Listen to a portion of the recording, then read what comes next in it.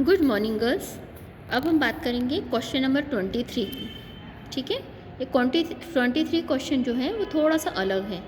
इसमें दिया है आपको सकल लाभ की राशि का निर्धारण करना है ना। Determine the amount of gross profit. ठीक है, इसके लिए हमको डिटेल दे रखी है। Average stock 50,000, stock turnover ratio 5 times and selling price हमको दे रखी है 25% अबव कॉस्ट, है ना। मतलब लागत पर 25% लाभ जोड़कर। ठीक है, बिक्री की कीमत है। ठीक, तो अब हम सॉल्यूशन देखते हैं इसका, क्वेश्चन नंबर 23 का। इसमें स्टॉक टर्नओवर रेशो का हमारे पास में हमको पता है, हमारे पास क्या है, फॉर्मूला है stock turnover ratio is equal to cost of goods sold and average stock. अब हमको दे रखा है स्टॉक टर्नओवर रेशो 5 दे रखा है ना, 5 टाइम्स दे रखा है, इसलिए हमने 5 लिख दिया। Cost of goods sold upon 50,000, तो कॉस्ट ऑफ गुड्स सोल्ड कितना हो गया 2,50,000। 50,000 इंटू 5 यानी 2,50,000। ठीक है, अब इसको हम हमारे फॉर्मूले में पुट कर देंगे। ग्रॉस प्रॉफिट, ठीक है, हमारा ये कॉस्ट ऑफ गुड्स सोल्ड है 2,50,000 इंटू 25%, क्योंकि उसने क्या कहा था, लागत पर 25% लाभ जोड़कर, तो 2,50,000 का कितना हो गया 25%, 25/100 यानी 62,500। तो ग्रॉस प्रॉफिट कितना हो गया 62,500। ये हो गया क्वेश्चन नंबर आपका 23। अब इसके बाद देखिए क्वेश्चन नंबर 24, ऑपरेटिंग कॉस्ट निकालनी है। ये हम क्वेश्चन में कर चुके हैं, सेम वही का वही क्वेश्चन है, आपको होमवर्क में करना है।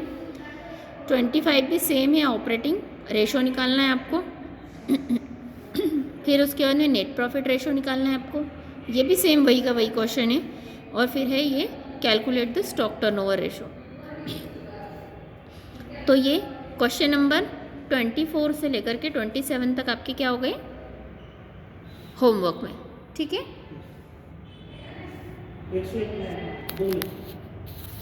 ये नहीं है क्लास। अब हम बात करेंगे question number 28। Calculate the return on investment from the following information, है ना। इन इन्फॉर्मेशन से हमको क्या निकालना है, इन्वेस्टमेंट पर हमको rate of return on investment निकालना है। ठीक है, तो सबसे पहले क्या है, इक्विटी शेयर कैपिटल दे रखा है 20 लाख, जनरल रिजर्व है 2 लाख, और हमको ईयर का प्रॉफिट दे रखा है, profit of the year 8 lakh rupees.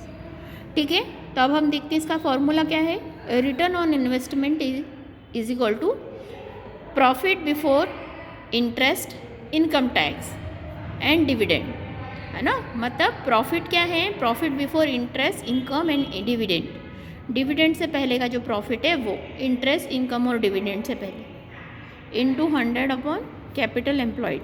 ठीक है, अब कैपिटल एम्प्लॉयड हमारे पास में हमको नहीं दिया हुआ है, रिटर्न ऑन इन्वेस्टमेंट हमको दे रखा है। तो कितना हो गया ये 20 lakh plus 2 lakh is equal to 20 lakh. Capital employed कितना हो गया हमारा 22 लाख रुपीज़ हो गया। अब रिटर्न ऑन इन्वेस्टमेंट हम निकाल लेंगे, 8 लाख रुपीज़ हमारा ये आ गया। ठीक है, 8 लाख रुपीज़ हमारा क्या था, profit for the year, into 100 upon क्या हो गया हमारा ये कैपिटल एम्प्लॉयड। कैपिटल एम्प्लॉयड कितना है 22 लाख रुपये, तो टोटल कितना हो गया 36.4%। तो ये हमारा आंसर है। ठीक है, यहाँ पे क्वेश्चन नंबर 23 हमारा फिनिश हुआ। अब इसके बाद हम बात करेंगे क्वेश्चन नंबर 29 की।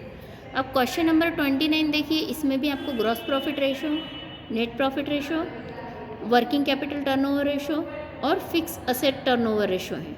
ठीक है, तो ये सारे क्वेश्चन जो हैं आपको हमने पिछले सिमिलर क्वेश्चन की तरह है, तो ये होमवर्क में है।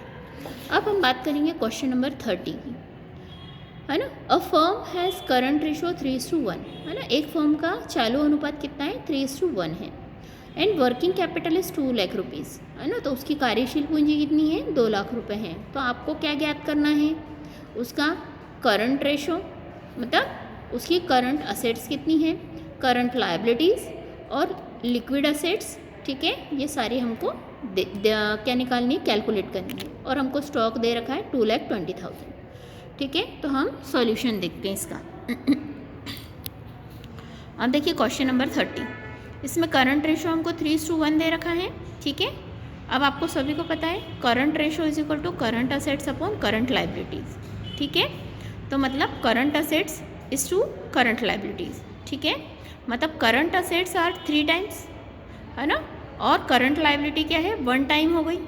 तो हमने करंट लाइबिलिटीज़ मान लेते हैं x है, तो करंट असेट्स कितनी हो गई 3x, ठीक है, 3 टाइम्स ज़्यादा है इसलिए। अब वर्किंग कैपिटल निकाल लेते हैं हम। Working capital is equal to current assets minus current liabilities, मतलब 3x minus x is equal to 2x।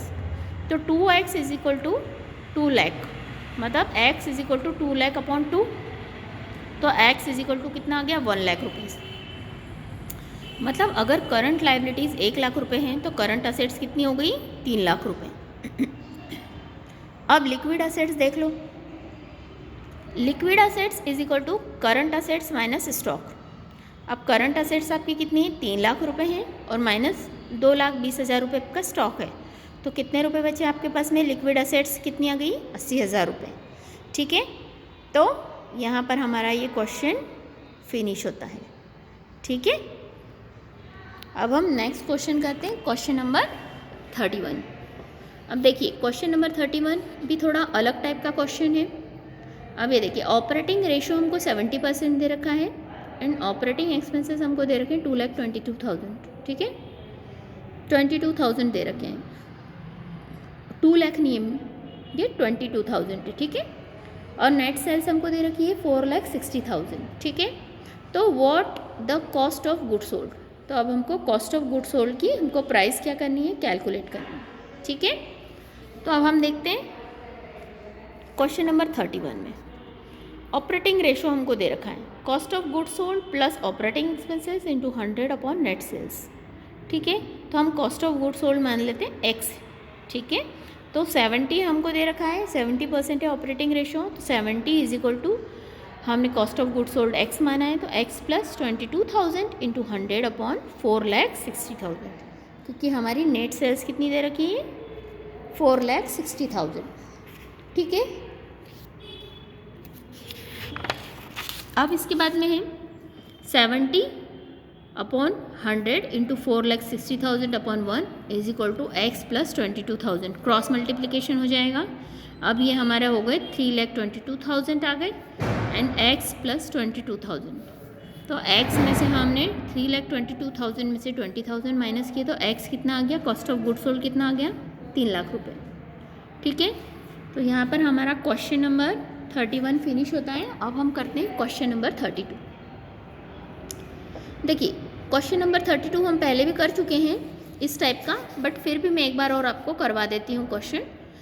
एक कंपनी है, इसका चालू अनुपात है ना, मतलब एक कंपनी का करंट रेशो कितना है 2.5:1 है ना, और वर्किंग कैपिटल कितनी है 60,000 है। तो करंट असेट्स और करंट लाइबिलिटीज़ आपको कैलकुलेट करनी है, ठीक है। ये इजी क्वेश्चन है, बहुत ज़्यादा टफ नहीं है ये। देखिए करंट रेशो हमारा कितना है 2.5:1 है, मतलब current assets is to current liabilities. तो हमने मान लेंगे करंट लाइबिलिटीज़ हमारी x है, तो करंट असेट्स कितनी हो गई 2.5x, ठीक है। अब वर्किंग कैपिटल देख लेते हैं हम। वर्किंग कैपिटल कितनी हमारी 60,000 है, इज इक्वल टू हमारे करंट असेट्स कितना है 2.5x, और ये x 2.5x में से x गए तो 1.5x, तो 60,000, ठीक है। x अब ये 60,000 ये जो है इधर जाएंगे, ठीक। तो हमने 1.5 से हमने इसको डिवाइड किया, तो कितने हो गए 40,000। अब करंट असेट्स कितनी हो गई हमारी 40 इंटू 2.5, तो कितनी होगी 1 लाख।